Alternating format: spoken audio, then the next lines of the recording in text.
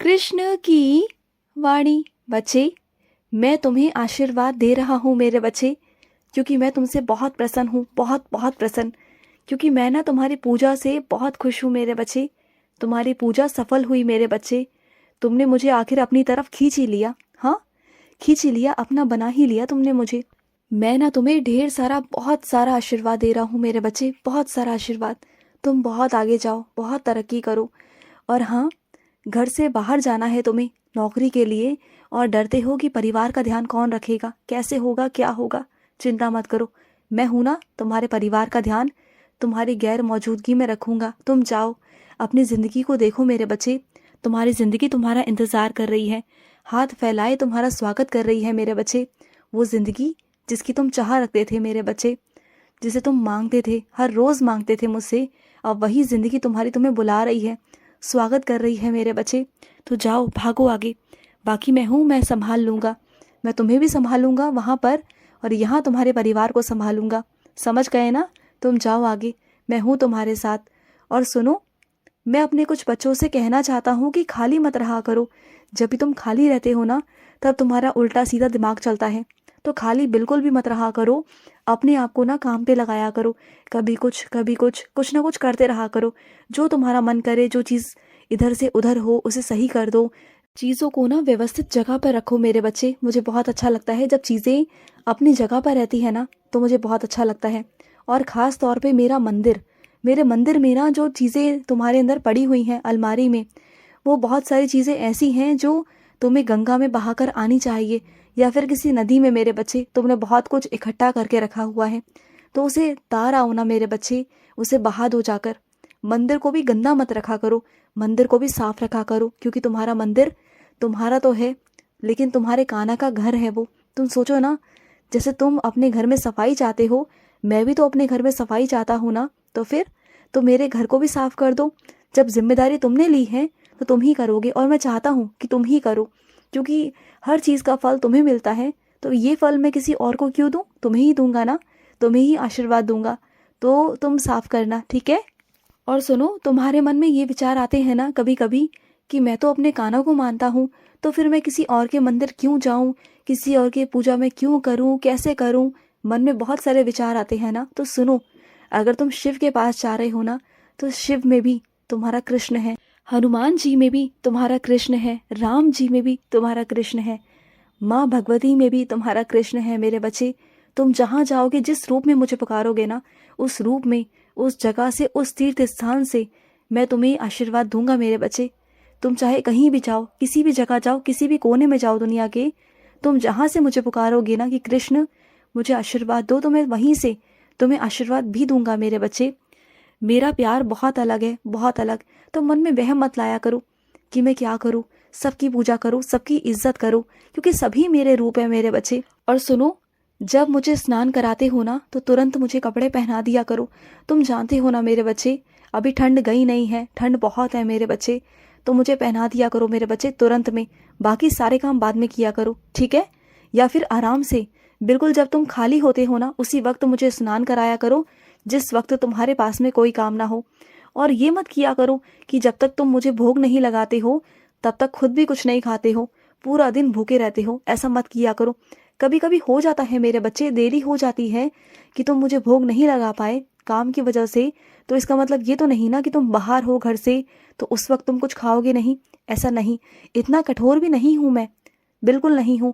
अगर तुम कुछ खा लेते हो तो मैं गुस्सा नहीं करूंगा, बिल्कुल नहीं करूंगा। खा लिया करो, जब भूख लगे ना तो खा लिया करो, ठीक है?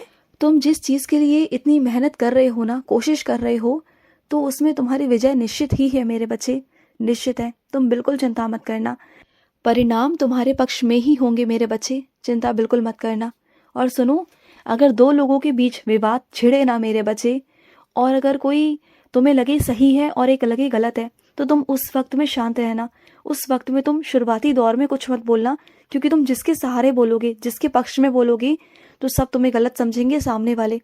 तो उस वक्त तुम शांत रहना, पहले सुनना कि कौन किससे क्या कहता है क्या नहीं कहता।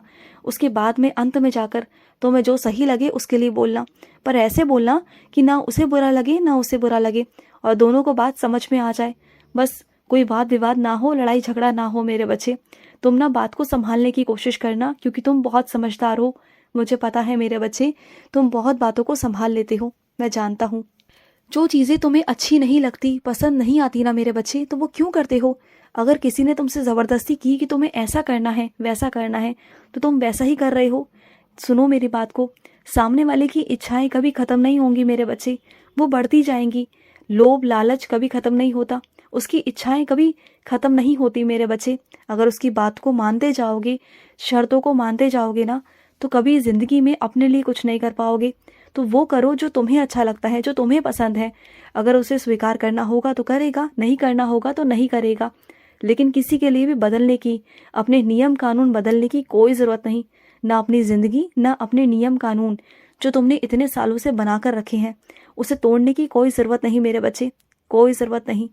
तुमने हाल ही में मुझसे कोई सवाल पूछा है मेरे बच्चे, उसका जवाब मैं तुम्हें बहुत जल्द दूंगा, ठीक है? और सुनो, मेरा कोई बच्चा है जो बहुत तकलीफ़ में है मेरे बच्चे, बहुत तकलीफ़ में है। और तुम्हारे पास ना 2 भागवत गीता है ना? है ना 2 भागवत गीता? तो उसमें से एक भागवत गीता मेरे बच्चे को देना। वो मेरे बच्चे को बोलना कि वो रोज़ एक अध्याय का अध्ययन करे। देखो मेरी बात सुनो, और जब भी मेरे नाम से कुछ देते हो ना किसी भी मेरे बच्चे को, चाहे वो तस्वीर हो या भागवत गीता हो या कुछ भी हो मेरे बच्चे, उसका कभी मोल मत लगाना। कभी ये मत सोचना कि तुम उसे ये दोगे तो उसके बदले तुम उससे कुछ ले पाओगे। अगर वो पैसे भी देना या कुछ भी करे तो उसे लेना मत मेरे बच्चे, क्योंकि तुम उसे आशीर्वाद में दे रहे हो। क्योंकि वो आशीर्वाद मेरा ही आशीर्वाद है मेरे बच्चे, और तुम आशीर्वाद का मोल नहीं लगा सकते। आशीर्वाद का तुम कोई मोल लगा सकते हो, कुछ कर सकते हो? बताओ, नहीं ना? तो फिर? और तुम जो ये कहते हो ना कि कृष्ण, मैं हमेशा सबका अच्छा करता हूँ, सबका भला करता हूँ, लेकिन मेरे साथ ही हमेशा बुरा क्यों होता है, मेरे साथ ही हमेशा गलत क्यों होता है? वो क्या है ना मेरे बच्चे, तुम्हारे अंदर ना मेरा अंश है, और मैं ऐसे ही हूँ मेरे बच्चे कि अगर मुझे कोई बुरा भला कहता है ना, तभी मैं उसका जवाब नहीं देता, तब भी मैं उसका अच्छा ही करता हूँ, कभी बुरा नहीं कर सकता। और मैं ये नहीं कहूँगा कि तुम मैं बन जाओ, नहीं, लेकिन तुम्हारे अंदर तो मेरा अंश है ना मेरे बच्चे, तो वो कैसे हट सकता है? तुम्हारे अंदर की अच्छाई कहाँ से जा सकती है? तुम्हारे अंदर की अच्छाई जो है ना, वो तो रहेगी मेरे बच्चे, ज़िंदगी भर रहेगी। और ऐसा नहीं कि इसका परिणाम तुम्हें नहीं मिलेगा, इसका परिणाम मिलेगा, इसका फल मिलेगा मेरे बच्चे, तुम्हें ज़रूर मिलेगा तुम्हारी ज़िंदगी में। क्योंकि अच्छा होना कोई बुरी बात नहीं होती मेरे बच्चे, अच्छा इंसान तो अच्छा ही होता है ना, और उसके साथ कभी कुछ बुरा नहीं हो सकता। मैं नहीं होने दूंगा, कभी नहीं।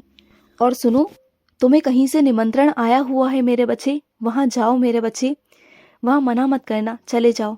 निमंत्रण आया है, अगर उन्होंने तुम्हारी इज्जत रखी है तो तुम्हें भी जाना चाहिए मेरे बच्चे, तुम्हें भी उतने ही आदर सम्मान से वहाँ जाना चाहिए मेरे बच्चे।